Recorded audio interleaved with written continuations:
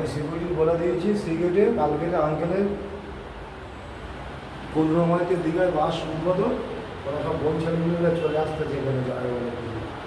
এখানে একটু বেড়ে যায় এখান থেকে তুমি হোয়াটসঅ্যাপে ইম্পর্টেন্ট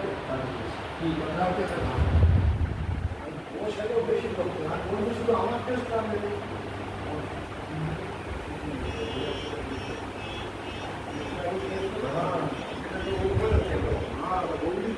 দেখেছে আমি প্রথম কি বলছি আপনার জানা হবে হ্যাঁ ঠিক আছে